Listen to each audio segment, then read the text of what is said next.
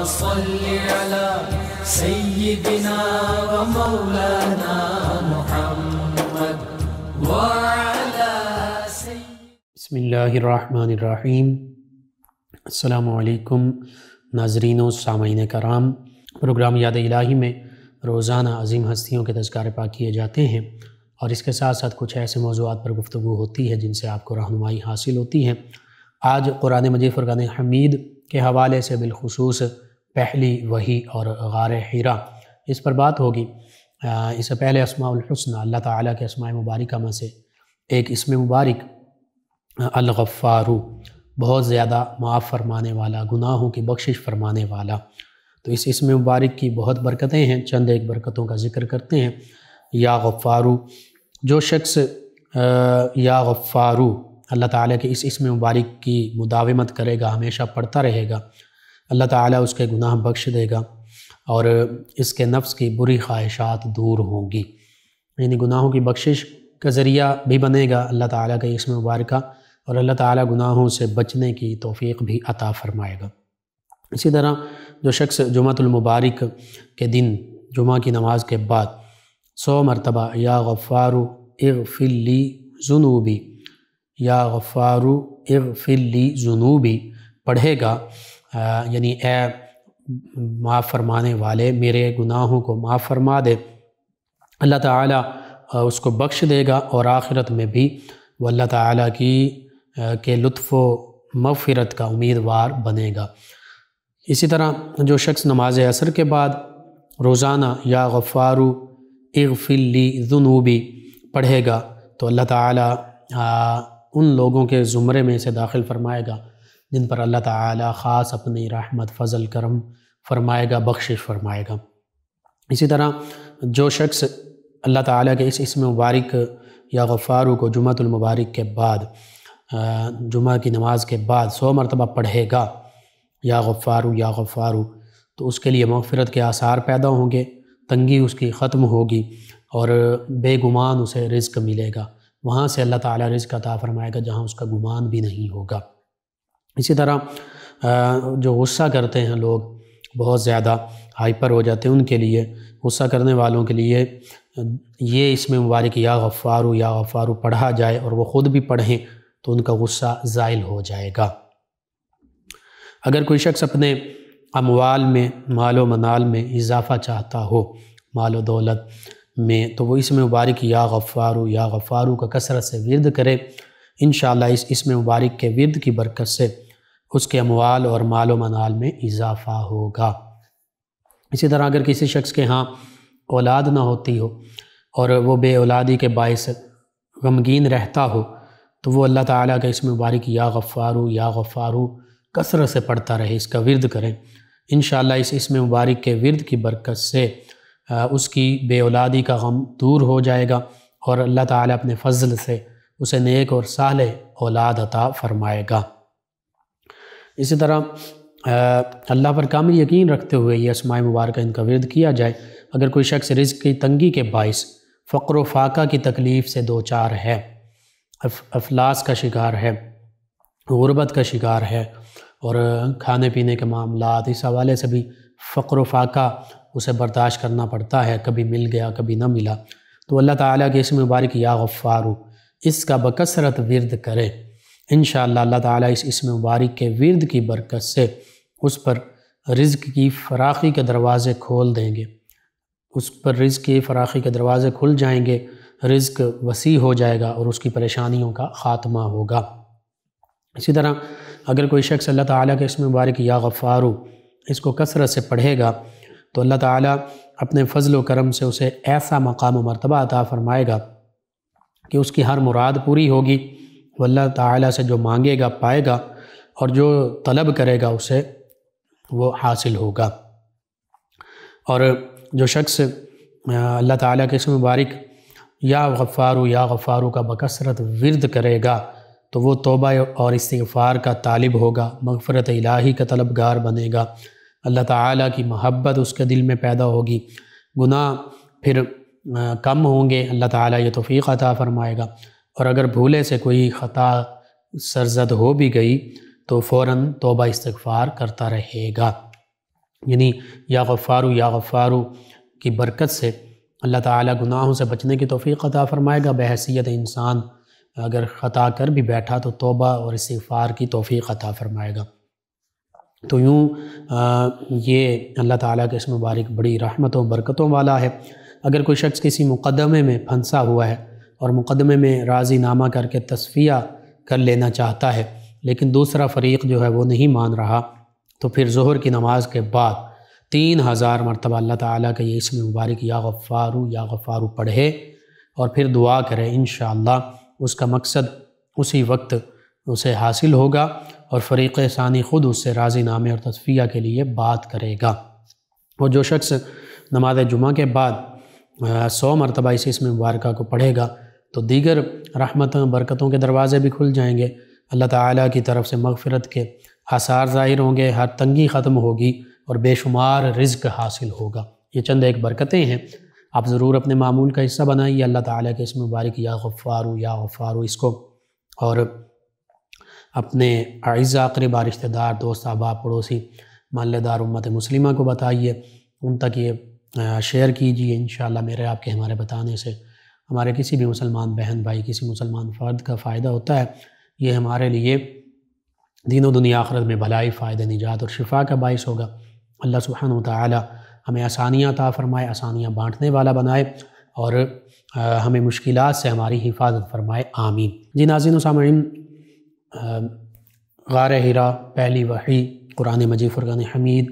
کی عظمت، شان، فضیلت، قرآن کا لفظی معنی ہی یہی ہے، وہ کتاب جسے بار بار پڑھا جائے، بار بار پڑھی جانے والی کتاب۔ اور حقیقت یہ ہے کہ قرآن مجید فرقان حمید اس دنیا میں سب سے زیادہ پڑھی جانے والی کتاب مقدس ہے۔ سب سے زیادہ قرآن مجید فرقان حمید کو ہی پڑھا جاتا ہے، اس کی تلاوت کی جاتی ہے، اس کو سبھی نے تسلیم کیا ہے، باقاعدہ سروے کروانے کے بعد بھی، اور اس پر ریسرچ ہوئی تو غیر مسلم جو ہیں وہ بھی اس بات کو تسلیم کرتے ہیں کہ قرآن مجید فرقان حمید وہ واحد کتاب ہے کہ جو اس دنیا میں سب سے زیادہ پڑھی جاتی ہے، جس کی تلاوت کی جاتی ہے۔ قرآن مجید فرقان حمید آقا کریم صلی اللہ علیہ وآلہ وسلم پر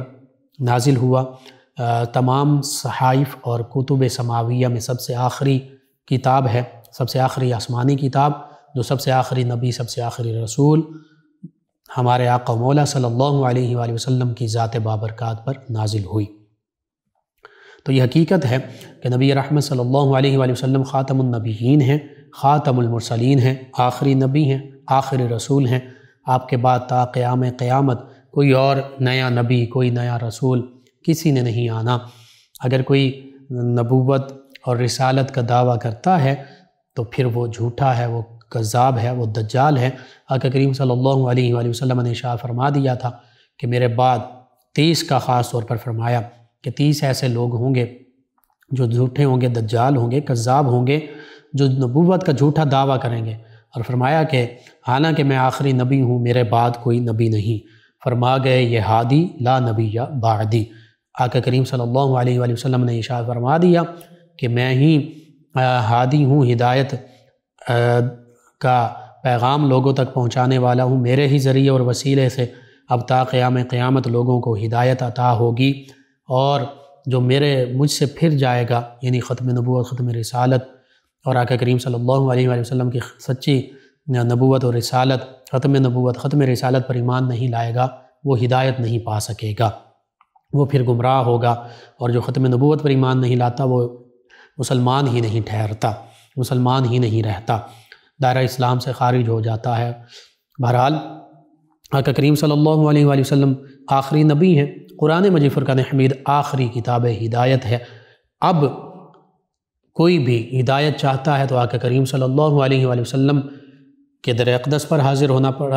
پڑے گا اسے، اور ہدایت چاہتا ہے تو آقا کریم صلی اللہ علیہ وآلہ وسلم پر نازل ہونے والی کتاب جو آخری کتاب ہے قرآن مجید فرقان حمید، اسی سے رہنمائی حاصل کرنا پڑے گی۔ اور اگر کوئی ہدایت کا طالب ہے تو دین اسلام جو آقا کریم صلی اللہ علیہ وآلہ وسلم اسلام کی تعلیمات لائے ہیں، اسی پر عمل پیرا ہونا پڑے گا۔ قرآن مجید فرقان حمید کا اپنا ذاتی نام قرآن ہے، قرآن مجید میں بھی یہی ہے، اس کو اللہ تعالیٰ نے انا انزلناہ قرآنا عربیہ فرمایا، بے شک ہم نے قرآن مجید فرقان حمید کو نازل فرمایا اور عربی زبان میں نازل فرمایا۔ اور پھر یہ بھی اللہ رب العزت نے فرما دیا نزل علی محمد صلی اللہ علیہ وآلہ وسلم، قرآن مجید میں فرما دیا کہ ہم نے اسے محمد صلی اللہ علیہ وآلہ وسلم پر نازل فرمایا۔ اور پھر فرمایا انزلنا علیک القرآن، اے پیارے حبیب صلی اللہ علیہ وآلہ وسلم ہم نے آپ پر یہ قرآن نازل فرمایا۔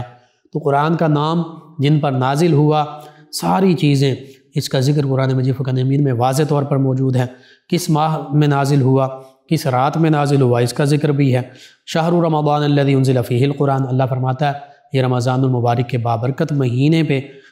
مہینہ ہے جس میں قرآن مجید فرقان حمید نازل کیا گیا۔ اور پھر فرمایا انا انزلناہ فی لیلۃ القدر، لیلۃ القدر کی بابرکت رات میں ہم نے اس قرآن مجید فرقان حمید کو نازل فرمایا۔ اور پھر فرمایا انہ نزل علی قلبک، انہ نزلہ علی قلبک، ہم نے اسے جبریل امین علیہ السلام نے آپ کے قلب پر نازل کیا، یعنی اللہ کے حکم سے جبریل امین علیہ السلام حاضر ہوتے اور نبی کریم صلی اللہ علیہ وآلہ وسلم کے قلب اطہر پر وحی قرآن کا نزول ہوتا۔ اور پھر فرمایا بل ہوا قرآن مجید فی لوح محفوظ، کہ یہ قرآن مجید فرقان حمید یہ لوح محفوظ میں درج ہے۔ اور پھر فرمایا قرآن مجید فرقان حمید کی حفاظت کے حوالے سے انا نحن نزلنا الذکر وانا لہ لحافظون، اس میں قرآن مجید فرقان حمید کے ہر حوالے سے حفاظت کا ذکر ہے۔ قرآن مجید فرقان حمید کی ترتیب یہ بھی حفاظت کے ساتھ ہوئی، درست ترتیب ہوئی، الفاظ ان کی بھی حفاظت اللہ تعالیٰ نے اپنے ذمے لی، معنی کی حفاظت بھی اللہ تعالیٰ نے اپنے ذمے لی۔ تو اللہ فرماتا انا نحن نزلنا الذکر وانا لہ لحافظون، بے شک ہم نے ہی قرآن مجید فرقان حمید کو نازل فرمایا ہے اور ہم ہی اس کی حفاظت فرمانے والے ہیں۔ اور پھر اسی طرح یہاں تک ارشاد فرما دیا سورہ قیامہ میں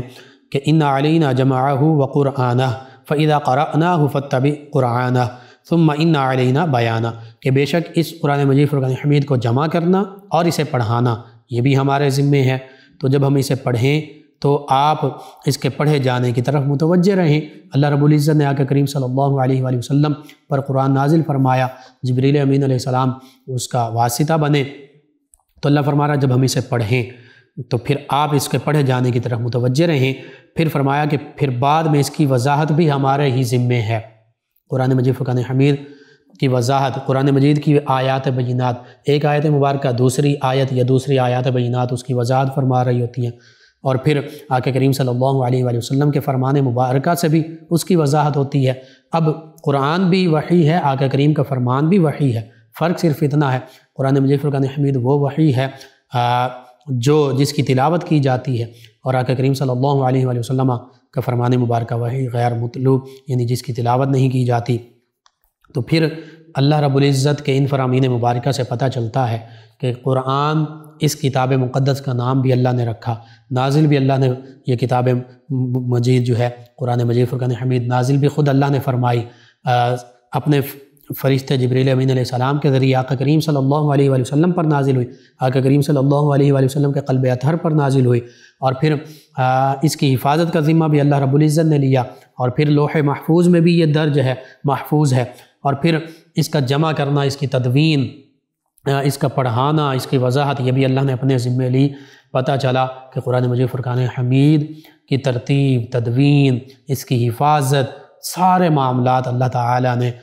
خود اپنے ذمے لے لیے، اور اسی وجہ سے قرآن مجید فرقان حمید، اور جب اللہ جس چیز کی حفاظت فرمانے والا ہو، قرآن مجید فرقان حمید کی جب اللہ حفاظت فرمانے والا ہے تو پھر قرآن مجید فرقان حمید کے کسی حرف، کسی لفظ، کسی زیر زبر میں بھی کسی قسم کی تبدیلی کا شائبہ ہی نہیں کیا جا سکتا، شک و شبہ بھی نہیں کیا جا سکتا۔ بعض اوقات لوگ اس حوالے سے غیر مسلم بھی اور دیگر لوگ مستشرقین اور قرآن مجید فرقان حمید پر اعتراض اٹھانے والے اعتراض جڑ دیتے ہیں۔ حقیقت یہ ہے کہ مسلمان اگر کوئی ہے تو وہ تو اس پر اعتراض کر ہی نہیں سکتا۔ اللہ کے کلام پر مکمل ایمان لانے والا اللہ تعالیٰ نے جو یہ واضح طور پر فرما دیا کہ ہم اس کی حفاظت فرمانے والے ہیں۔ ہاں غیر مسلم مستشرقین جو ہیں وہ اعتراضات کرتے ہیں، ان کے اعتراضات کے جوابات اللہ تعالیٰ نے قرآن مجید فرقان حمید میں انہی آیات بینات اور دیگر آیات بینات میں وضاحت کے ساتھ اعتراضات کے جوابات ارشاد فرما دیے۔ اللہ کے پیارے حبیب صلی اللہ علیہ وآلہ وسلم نے ارشاد فرما دیا، لیکن ہمارے امت مسلمہ میں آج بھی اس حوالے سے قرآن مجید فرقان حمید کے حوالے سے انتشار پھیلانے کی کوشش کی جاتی ہے۔ تو اس انتشار سے بچنے کا یہی طریقہ ہے کہ قرآن مجید فرقان حمید اور آقا کریم صلی اللہ علیہ وآلہ وسلم کے فرامین مبارکہ پر مکمل ایمان لایا جائے۔ یہی ایمان کے لیے لازمی ہے۔ اور جو قرآن مجید فرقان حمید کا انکار کرتا ہے یا قرآن مجید فرقان حمید کی بعض آیتوں پر ایمان لاتے ہیں، بعض پر ایمان نہیں لاتے اور تشکیک پیدا کرنا چاہتے ہیں قرآن مجید فرقان حمید کے حوالے سے، تو پھر ان کا اسلام کے ساتھ کوئی تعلق ہی نہیں ہے۔ اسی طرح قرآن مجید فرقان حمید ایسی برکت والی کتاب ہے کہ اللہ رب العزت نے اس کو نبی رحمت صلی اللہ علیہ وآلہ وسلم پر نازل فرمایا۔ تو جو پہلی وحی جب اس کا نزول ہوا تو اللہ کے پیارے حبیب صلی اللہ علیہ وآلہ وسلم چونکہ غار حرا میں جبل حرا جسے جبل نور بھی کہتے ہیں، اس پہاڑ پر تشریف لے جایا کرتے، تو آقا کریم صلی اللہ علیہ وآلہ وسلم کی جب عمر مبارکہ ظاہری عمر مبارکہ جو ہے وہ 40 برس تھی، تو نبی کریم صلی اللہ علیہ وآلہ وسلم پر پہلی وحی کا نزول ہوا۔ اور پھر اس موقع پر سیدنا جبریل امین علیہ السلام اللہ تعالیٰ کے جو فرشتوں میں سے سب سے اعلیٰ ہیں، یعنی فرشتوں کے سردار ہیں، سید الملائکہ ہیں، وہ آقا کریم صلی اللہ علیہ وآلہ وسلم کی بارگاہ میں حاضر ہوئے اور سورہ علق کی ابتدائی 5 آیات بینات لے کر حاضر ہوتے ہیں۔ آقا کریم صلی اللہ علیہ وآلہ وسلم کی بارگاہ میں یوں عرض کرتے ہیں، اقرأ، آپ پڑھیے۔ نبی کریم صلی اللہ علیہ وآلہ وسلم فرماتے ہیں، ما انا بقارئ، میں پڑھنے والا نہیں ہوں۔ یہ نہیں فرمایا کہ میں پڑھا ہوا نہیں ہوں، اور حقیقت بھی یہ ہے، آقا کریم صلی اللہ علیہ وآلہ وسلم یہ نہیں فرمایا کہ میں کسی انسان سے پڑھا ہوا نہیں ہوں، بلکہ فرمایا کہ میں ما انا بقارئ، میں پڑھنے والا نہیں ہوں، یا میں عام انسان سے پڑھا ہوا نہیں ہوں، میں تو اللہ تعالیٰ ہی مجھے پڑھانے والا ہے، اللہ تعالیٰ۔ اور یہ الرحمن علم القرآن خلق الانسان علمہ البیان، ان آیات بینات سے بھی ہمیں پتہ چل رہا ہے، اللہ فرماتا ہے الرحمن، وہ رحمان ہے، بہت زیادہ رحم فرمانے والا ہے۔ علم القرآن، اسی نے قرآن کی تعلیم دی۔ نبی رحمت صلی اللہ علیہ وآلہ وسلم کو قرآن مجید فرقان حمید کا علم اللہ تعالیٰ نے سکھایا۔ یہاں پر سب سے پہلے نبی کریم صلی اللہ علیہ وآلہ وسلم کا ذکر خیر موجود ہے، تو علم القرآن، اللہ تعالیٰ نے قرآن کا علم دیا، قرآن کا علم سکھایا کسے؟ نبی کریم صلی اللہ علیہ وآلہ وسلم کو۔ خلق الانسان، انسان کو تخلیق فرمایا، علمہ البیان، اور بیان کا علم عطا فرمایا سب سے پہلے آقا کریم صلی اللہ علیہ وآلہ وسلم کو۔ تو اب علم القرآن، قرآن مجید فرقان حمید کا علم بھی اللہ تعالیٰ نے عطا فرمایا، تو پتہ چلا کہ اللہ کے پیارے حبیب صلی اللہ علیہ وآلہ وسلم دنیا میں کسی بھی انسان کے شاگرد نہیں ہیں۔ اللہ رب العزت نے خود تمام علوم، اور قرآن مجید فرقان حمید ان تمام علوم کا منبع ہے، ان تمام علوم کو اللہ کے پیارے حبیب صلی اللہ علیہ وآلہ وسلم کو جو سکھایا گیا، پڑھایا گیا، وہ خود اللہ رب العزت نے سکھایا۔ بہرحال نبی کریم صلی اللہ علیہ وآلہ وسلم نے ہر موقع پر 3 مرتبہ جبریل امین علیہ السلام نے عرض کیا اقرأ، تو آپ نے فرمایا، تینوں مرتبہ فرمایا ما انا بقارئ۔ تو پھر جبریل امین علیہ السلام نے نبی کریم صلی اللہ علیہ وآلہ وسلم کو اپنے سینے سے لگایا، نبی کریم صلی اللہ علیہ وآلہ وسلم کا سینہ اپنے سینے سے لگایا، اور پھر کہا اقرأ بسم ربک الذی خلق، آپ پڑھیے اپنے رب کے نام سے جس نے تمام کائنات کو تخلیق فرمایا۔ اقرأ بسم ربک الذی خلق خلق الانسان من علق، جس نے انسان کو لوتھڑے کے ساتھ، جمے ہوئے خون کے ساتھ، علق کے ساتھ پیدا فرمایا۔ اور پھر اقرأ وربک الاکرم، پڑھیے آپ کا رب ہی عزتوں والا ہے، سب سے اکرم ہے، سب سے زیادہ عزت والا ہے۔ اور علم الانسان ما لم یعلم، یہ بھی آگے فرمایا کہ اقرأ وربک الاکرم، وہ بھی انسان کو اللہ تعالیٰ نے سکھایا جو وہ نہیں جانتا تھا، اور قلم کے ذریعے لکھنا سکھایا۔ یہ سارا، یہ پہلی وحی، اس کا معنی اور مفہوم۔ پھر نبی کریم صلی اللہ علیہ وآلہ وسلم اپنے کاشانہ اقدس پر تشریف لائے تو زملونی فرمایا کہ مجھے چادر اوڑھائیں۔ سیدہ خدیجۃ الکبریٰ رضی اللہ عنہا سے، سیدہ خدیجۃ الکبریٰ رضی اللہ عنہا نے نبی کریم صلی اللہ علیہ وآلہ وسلم کو چادر جو ہے وہ پیش کی۔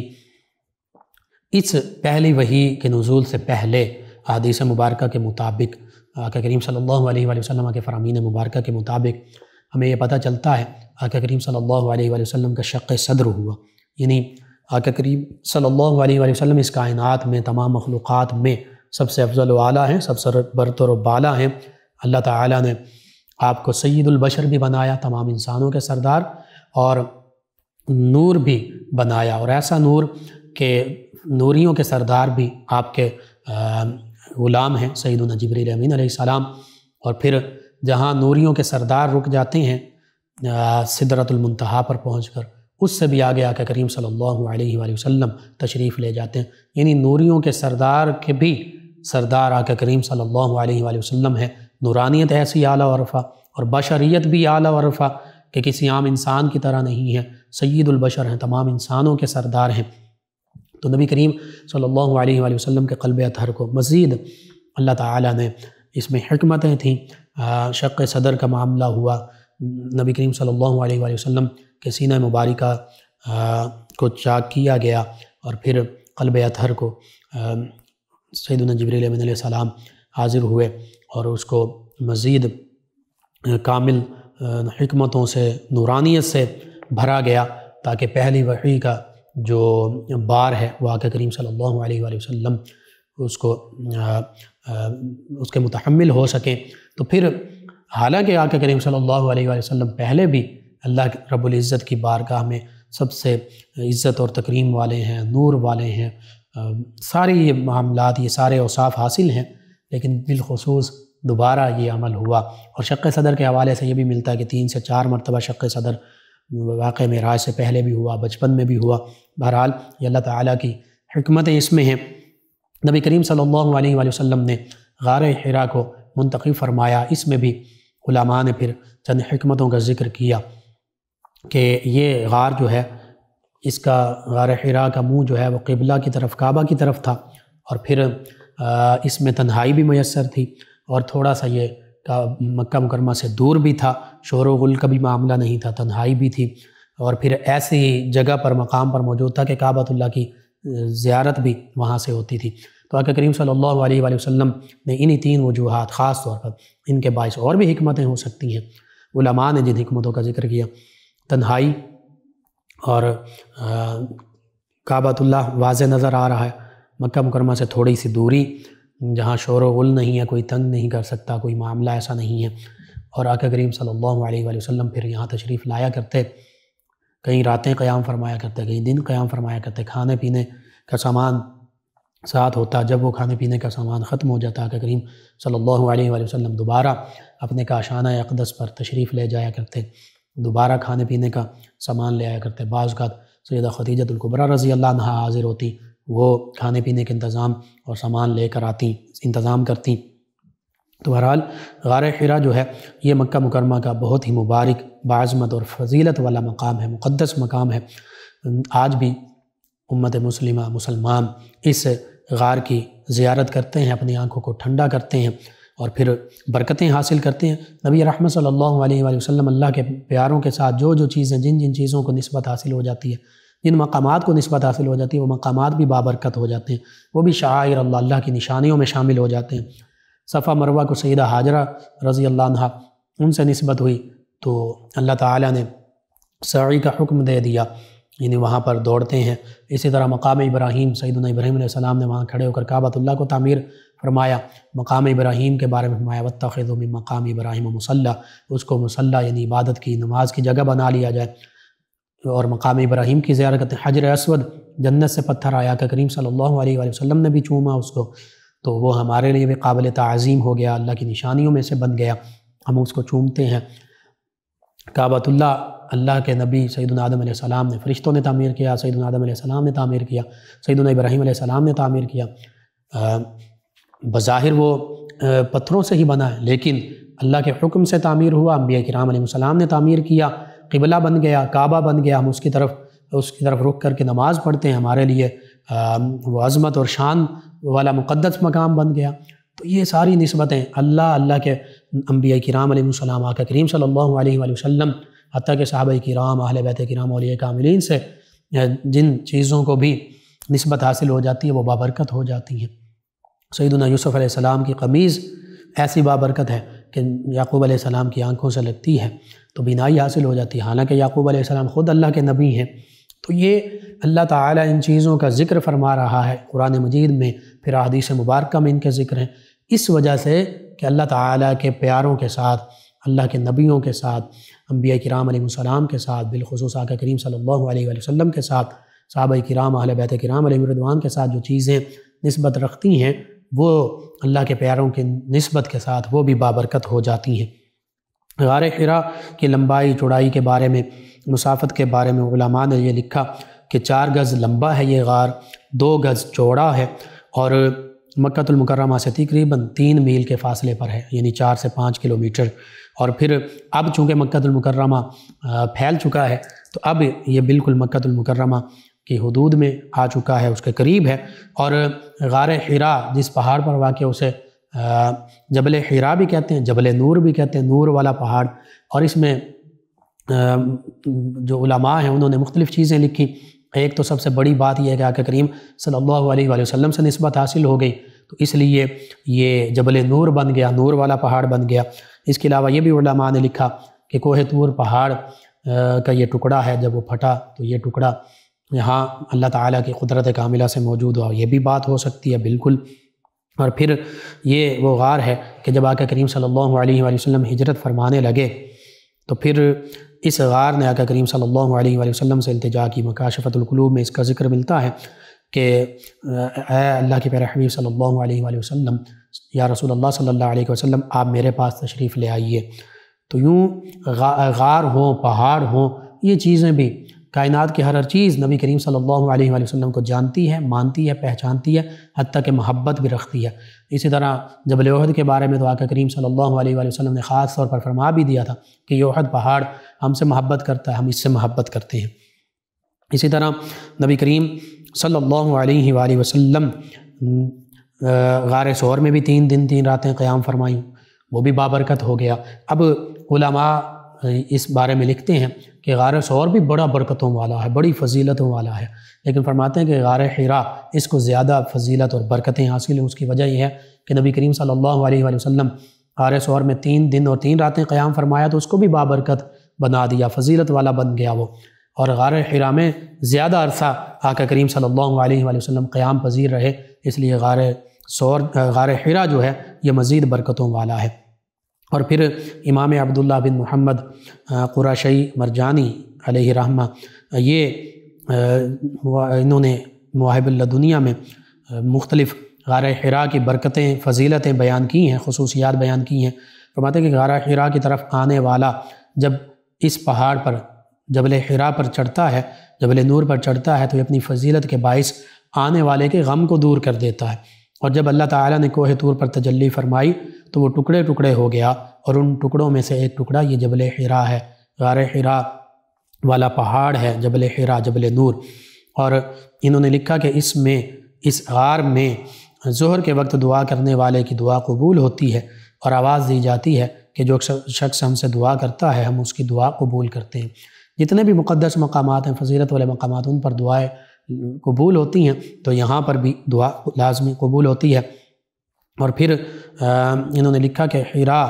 میں، غار حرا میں اور جبل حرا میں نور الہی کا مرکز قائم ہے۔ آقا کریم صلی اللہ علیہ وآلہ وسلم تشریف فرما رہے اور لکھتے ہیں کہ اللہ کی قسم اس کے اوپر ٹھہرنا بہت پسندیدہ ہے، بہت محبوب ہے، بہت پیارا عمل ہے۔ نبی کریم صلی اللہ علیہ وآلہ وسلم تشریف لے جایا کرتے تھے، تو پھر آپ کا محبوب عمل تھا، تو ہمارے لیے بھی یہ محبوب ہے، پسندیدہ ہے، پیارا ہے۔ اور نبی کریم صلی اللہ علیہ وآلہ وسلم کی سنت ٹھہری، اور آقا کریم صلی اللہ علیہ وآلہ وسلم کی برکتیں اس پہاڑ کو حاصل ہیں، اس غار کو حاصل ہیں، تو ہم ان برکتوں سے بہرہ ہو سکتے ہیں۔ اللہ تعالیٰ مجھے آپ کو، ہم سب کو بار بار مکہ المکرمہ میں حج اور عمرہ کی حاضری کی توفیق عطا فرمائے، بار بار مدینہ طیبہ بادب حاضری کی توفیق عطا فرمائے، اور پھر ہم وہاں پر غار حرا میں بھی حاضر ہوں اور یہ برکتیں بھی سمیٹیں۔ اللہ تعالیٰ سے یہی دعا، اللہ تعالیٰ مجھے آپ کو، ہم سب کو یہ تمام سعادتیں عطا فرمائے، آمین۔ اللہم صلی علی سیدنا و مولانا محمد وعلی سیدنا۔ فرما رہے ہیں پروگرام یاد الہی۔ ناظرین و سامعین، اس دوران ہمیں جوائن کے فوزیہ صاحبہ ہیں، کہتی ہیں لقمان بھائی آپ کو اور پوری ٹیم کو سلام۔ جی وعلیکم السلام، کہتے ہیں کہ پروگرام بہت اچھا ہے جی، شکریہ آپ کا سوال۔ انہوں نے پوچھا کہ 27 رجب کو روزہ رکھنا چاہیے یا نہیں، اور کہتے ہیں کہ اس دن کون سا واقعہ ہوا۔ جی 27 رجب المرجب جو ہے عید کے دنوں کے علاوہ باقی جو دن ہیں ان میں نفلی روزے رکھے جا سکتے ہیں، کبھی بھی منع نہیں ہے۔ 27 رجب کو بھی رکھا جا سکتا ہے، اور نبی کریم صلی اللہ علیہ وآلہ وسلم کے حوالے سے آپ کا معجزہ واقعہ معراج پیش آیا تھا 27 رجب المرجب کو۔ انشاءاللہ اس کے حوالے سے تفصیل سے کسی پروگرام میں گفتگو ہوگی۔ وہ کہتے ہیں کہ خواب کا انہوں نے اپنا ذکر کیا ہے پیسوں کے حوالے سے، انشاءاللہ اللہ تعالیٰ خیر فرمائے گا، اس میں کوئی ایسی گھبرانے کی ضرورت نہیں ہے، آپ کے لیے اچھا معاملہ ہوگا۔ آپ اللہ کو یاد کیجئے، صدقہ خیرات کیجئے۔ محمد اسلم صاحب میاں والی سے یہ ہیں اور کہتے ہیں کہ بھائی کیسے ہیں آپ؟ جی الحمدللہ، کہتے ہیں قرض دینا ہے اور غریب ہوں، اس حوالے سے کچھ بتا دیں۔ جی میں عرض کرتا ہوں اس حوالے سے یہ کہ اللہ تعالیٰ کو آپ اس طریقے سے یاد کریں کہ یا مالک الملکی، یا مالک الملکی، اس کو 10,000 مرتبہ پڑھیں، اور درود تنجینا 1,000 مرتبہ پڑھیں، اسی نیت سے کہ میرے قرض کی ادائیگی کے لیے اللہ تعالیٰ اسباب پیدا فرما دے۔ اور اس کے علاوہ چلتے پھرتے اٹھتے بیٹھتے یا مسبب الاسباب، اس کو کثرت سے پڑھتے رہیں، اللہ تعالیٰ بہتری فرما دے گا۔ ضیاء امان صاحب ہیں، کہتے ہیں السلام علیکم بھائی، کیا حال ہے؟ جی وعلیکم السلام۔ انہوں نے کہا کہ خواتین عام معاملہ ہو چکا ہے کہ بازاروں میں جاتی ہیں فیشن اور میک اپ اور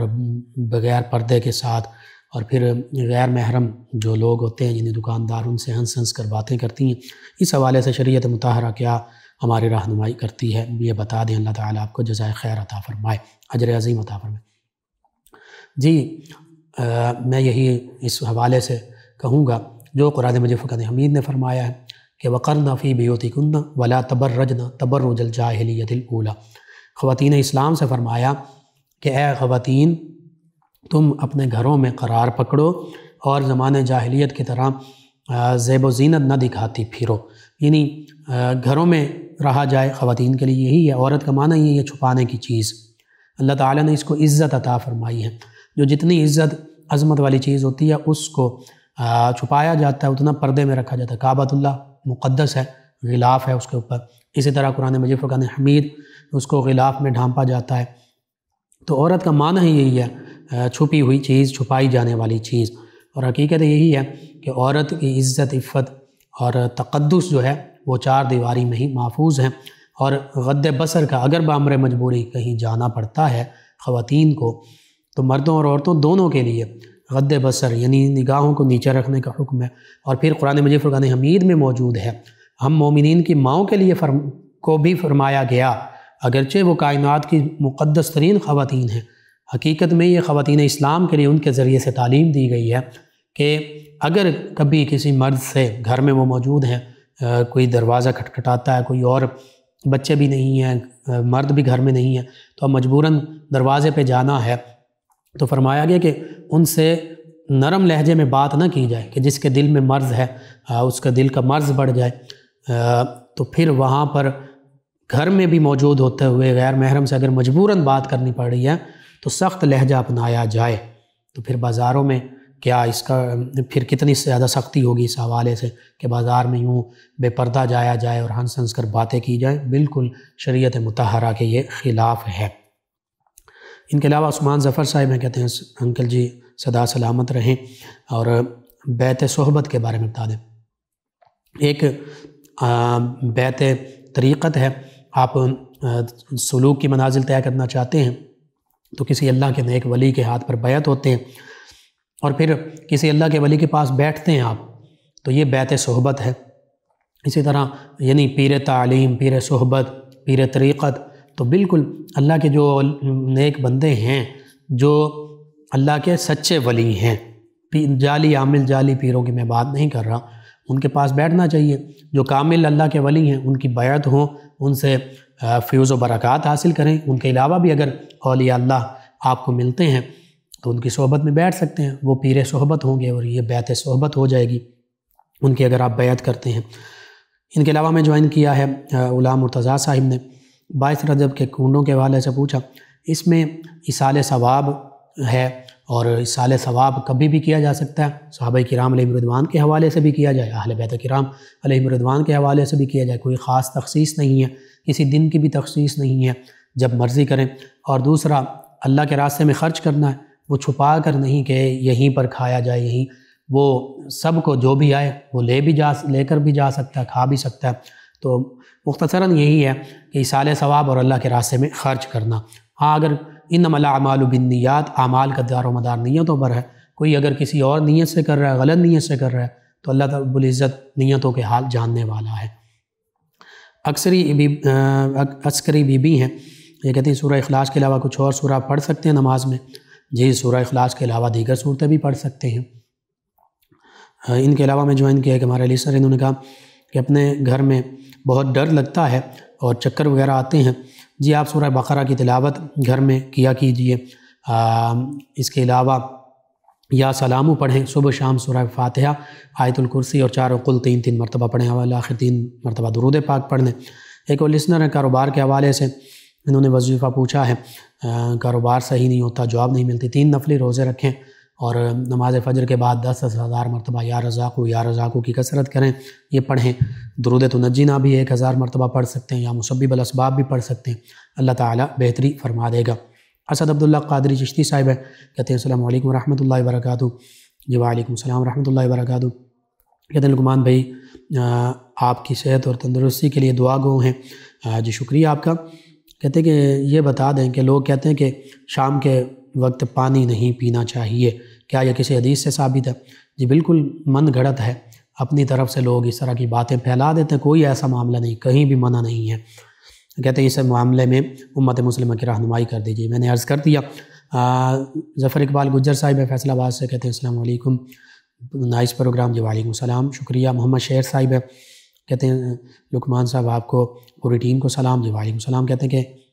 آپ کا پروگرام بہت اچھا ہے، روز رات میں ریپیٹ میں ہم سنتے ہیں، رات کو غالباً 1 بجے ریپیٹ میں انہوں نے غالب سنتے ہیں، شکریہ آپ کا۔ ظفر اقبال صاحب ہیں، کہتے ہیں کہ میری بیٹی کی جہاں شادی ہوئی ہے تو ان کے ہسبینڈ اپنی بہنوں کے پیچھے لگ کر میری بیٹی کے ساتھ اچھا سلوک نہیں کرتے، اس کے لیے کوئی وظیفہ بتا دیں اور دعا بھی کر دیں، اللہ تعالیٰ بہتری فرما دے۔ وظیفہ یہی ہے، اپنی بیٹی سے کہیے کہ نماز کی پابندی کریں، باوضو رہیں اور درود پاک کی کثرت، یہ عام معمول، خاص طور پر یا ودود یا رؤوف یا رحیم، یہ 1001 مرتبہ پڑھ کر کھانے پینے کی چیزوں پر دم کر دیں، سبھی کھائیں پئیں، انشاءاللہ آپس میں محبت ہوگی۔ اور یا ودود اس کو کثرت سے پڑھتی رہیں، یا ودود، انشاءاللہ اللہ تعالیٰ بہتری فرما دے گا۔ محمد اقبال ہیں ضلع حافظ آباد سے، انہوں نے ایک واقعہ کا ذکر کیا معاملہ کہ کوئی بزرگ ہیں 60 65 70 سال کے، تندور پہ وہ کام کرتے ہیں، روٹیاں وغیرہ لگاتے ہیں، تو اکثر وہ روٹیاں جلا دیتے ہیں، انہیں کہا جاتا ہے تو وہ بات نہیں سنتے، تو اس حوالے سے وہ لڑتے ہیں، کہتے ہیں کہ یہ بتا دیں، بات کرنا بھی پسند نہیں کرتے۔ جی آپ ان سے محبت کے ساتھ بات کیجئے، یا ان کے ساتھ جو ان کے دیگر کولیگز ہیں، کام کرنے والے ہیں، لوگ ہیں، انہیں محبت سے کہیے کہ انہیں پیار محبت کے ساتھ، کیونکہ بزرگ ہیں تو ادب کے ساتھ، محبت کے ساتھ ان کو آپ بات کیجئے۔ اور دوسرا معاملہ یہ بھی ہو سکتا ہے کوئی نظر یا کوئی ایسا معاملہ ہو جس کی وجہ سے روٹیاں جل جاتی ہوں، تو اس میں یہی ہے کہ ادب کے ساتھ، محبت کے ساتھ، ان کی عمر جو ہے اس کا احترام مد نظر رکھتے ہوئے ان سے بات کی جائے۔ آپ کی بات نہیں سنتے، جن کی وہ بات مان لیتے ہیں ان سے کہہ دیجئے کہ وہ ادب احترام کے ساتھ ان سے بات کریں۔ ان کے علاوہ ہمیں جوائن کیا رمضان صاحب ہیں ضلع جنگ سے، انہوں نے سلام کہا۔ جی وعلیکم السلام۔ محمد اشرف صاحب ہیں، اللہ کے ولی کے بارے میں کہتے ہیں بتا دیں جن سے ہم مل سکیں۔ جی اس کے حوالے سے صحیح العقیدہ اہل سنت و جماعت ہوں، ان کا سلسلہ طریقت جو ہے نبی کریم صلی اللہ علیہ وآلہ وسلم کے ساتھ متصل ہو، باشرع ہوں، شریعت کی معاملات کی پیروی کرنے والے ہوں، مخالفت کرنے والے نہ ہوں، عالم دین ہوں، یا کم از کم اتنا علم دین رکھتے ہوں کہ اپنے مریدین کو نماز، روزہ، حج، زکوٰۃ، دیگر مسائل جو ہیں کتابوں سے دیکھ کر سمجھا سکتے ہوں، بتا سکتے ہوں۔ اور اولیاء اللہ جو ہیں ان کے پاس، ان کو دیکھنے سے اللہ کی یاد آتی ہے، نورانی صورتیں ہوتی ہیں، نورانی سیرت ہوتی ہے، تو ایسے جو بھی اللہ کے نیک بندے ملیں آپ ان کے پاس بیٹھ سکتے ہیں، جو کامل اکمل ہوں، جن سے آپ کو فیض حاصل ہو، یعنی آپ کے دل میں تبدیلی پیدا ہو جائے، خود بخود دل آپ کا اللہ کے خوف کی طرف مائل ہو جائے، اللہ کا خوف دل میں پیدا ہو جائے، عبادات، معاملات، اخلاقیات آپ اب خود بخود آپ کا دل کہے کہ مجھے یہ اپنانے چاہیے، ایسے اللہ کے نیک بندوں کے پاس آپ ضرور بیٹھیں۔ سلیمہ بی بی ہیں، کہتے ہیں کہ بیٹی کا خواب آتا ہے، اس خواب کا انہوں نے ذکر کیا ہے کہ دانت گر جاتے ہیں اور پھر جانور جو ہیں وہ انہیں مارتے ہیں۔ اس حوالے سے اللہ تعالیٰ خیر و عافیت کا معاملہ فرمائے گا، کوئی ایسی گھبرانے کی ضرورت نہیں ہے۔ آپ صدقہ خیرات اپنی بیٹی سے کہیں کہ کریں وہ، اور عبادت کریں، استغفار کی بھی کثرت کریں اور نماز کی پابندی کریں، انشاءاللہ اللہ تعالیٰ بہتری فرما دے گا۔ آپ تمام ویورز کا، لسنرز کا شکریہ، آپ ہمیں جوائن کرتے ہیں، اپنے فیڈ بیک سے آگاہ کرتے ہیں۔ ناظرین و سامعین، پروگرام یاد الہی کا وقت ختم ہو جاتا ہے، انشاءاللہ کل صبح دوبارہ آپ سے ملاقات ہوگی پروگرام یاد الہی میں۔ اپنے میزبان محمد لقمان رضا اور ہماری ٹیم کو اجازت دیجیے۔ اللہ نگہبان۔ اللہم صل علی سیدنا و مولانا